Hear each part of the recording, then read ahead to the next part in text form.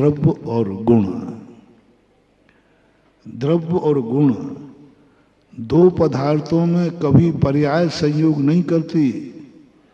संयोग का भाव द्रव्य करता है, संयोग का भाव गुण करता है। पर्याय का लक्षण नहीं है ज्ञान दर्शन, जीव का लक्षण है ज्ञान दर्शन। किसी तत्व का लक्षण नहीं है ज्ञान दर्शन, द्रव्य का लक्षण है ज्ञान दर्शन। जीव तत्व जो है पर्याय है, पर्याय का लक्षण ज्ञान दर्शन नहीं है, जीव का लक्षण ज्ञान दर्शन है। तो चाहे ज्ञान से संयोग करो, चाहे द्रव्य से संयोग करो, पहले संयोग होगा, बाद में संयोगज होगा। इसलिए जितनी भी अपनी पर्याय हैं, द्रव्य अशुद्ध है। द्रव्य की शक्ति है त्रिकालिक शुद्ध, लेकिन द्रव्य तो अशुद्ध है। द्रव्य ही पर का संयोग करता है, द्रव्य को ही अनुभूति होती है।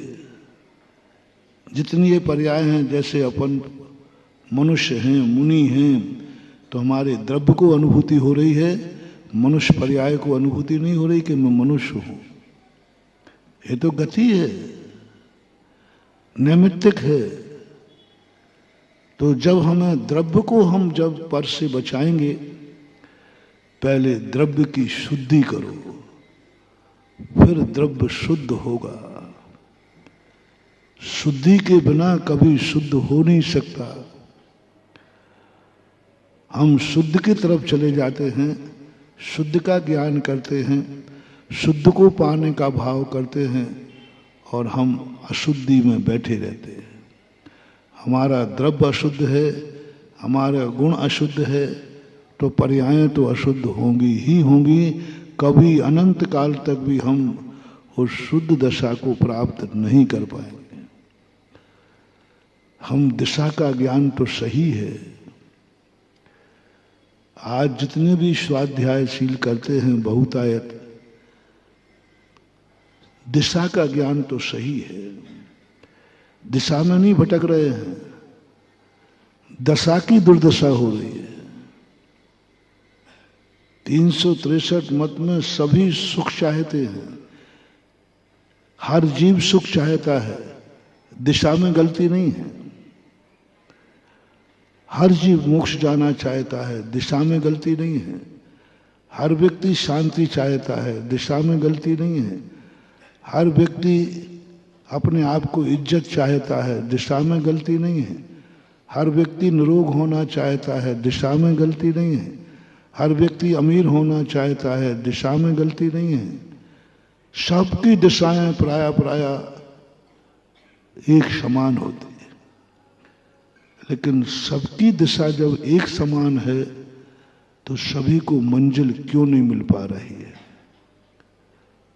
मोक्ष तो सभी जाना चाहते हैं, फिर मिल क्यों नहीं रहा? धर्मात्मा तो सभी होना चाहते, लेकिन हो क्यों नहीं पा रहे? सुखी तो सब होना चाहते हैं, हो क्यों नहीं पा रहे? इज्जत तो सभी चाहते हैं, मिल क्यों नहीं पा रही है? अमीर तो सभी होना चाहते हैं, हो क्यों नहीं पा रहे? कलेक्टर तो सभी बनना चाहते हैं, बन क्यों नहीं पा रहे? कौन नहीं चाहता है इन वस्तुओं को? लेकिन सवाल ये नहीं है तुम क्या चाह रहे हो, सवाल यह है कि तुम क्या कर रहे हो। सवाल यह नहीं है कि तुम क्या चाह रहे हो, चिंता का विषय है कि हम कर क्या रहे हैं, हम क्या कर रहे हैं, हमारी दशा क्या हो रही है। आज प्राय जितने भी सुधारवादी हैं और जितने भी तथाकथित अध्यात्मवादी हैं, इनने मात्र दिशा को देखा है। और कुंद भगवान मोक्षाधिकार में कहते हैं, तुम्हारी दिशा सही है कि तुम मुक्त होना चाहते हो, कर्म के बंधन से छूटना चाहते हो, इसमें कोई संदेह नहीं है। लेकिन तुम मां दिशा सही बना लेने से काम नहीं चलेगा। अपनी दशा का सुधारो।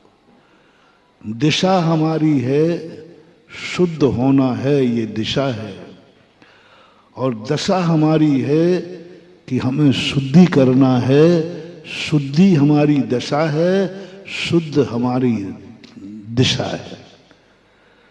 रिपीट कर रहा हूं, शुद्धि हमारी दशा है, हमें अपनी दशा को शुद्ध बनाना है, और शुद्ध हमारी दिशा है। और हम दिशा के रूप में इतने प्रभावित हो गए,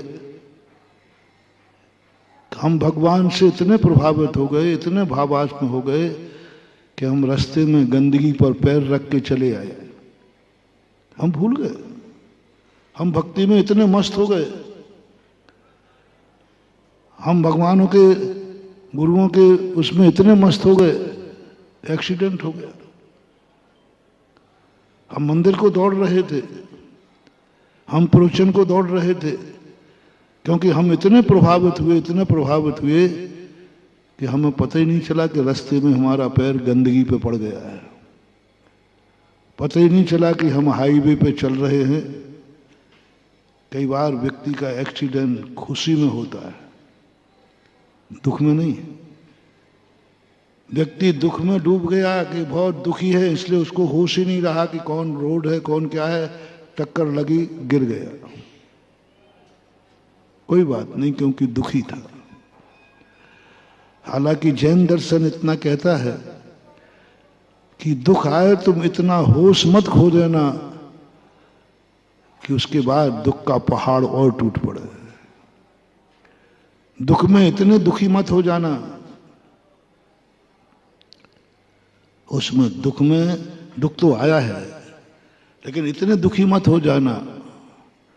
एक बच्चा कुएं में गिर गया, उसका पिता, उसका भाई जो था वो इतना दुखी हुआ, और जो बच्चा गिरा था वो तैर के नहीं जानता, लेकिन ये इतना दुखी हुआ, इतना दुखी हुआ कि उसको बचाने के लिए स्वयं कुएं में कूद गया, लेकिन वो भी तैरना नहीं जानता था।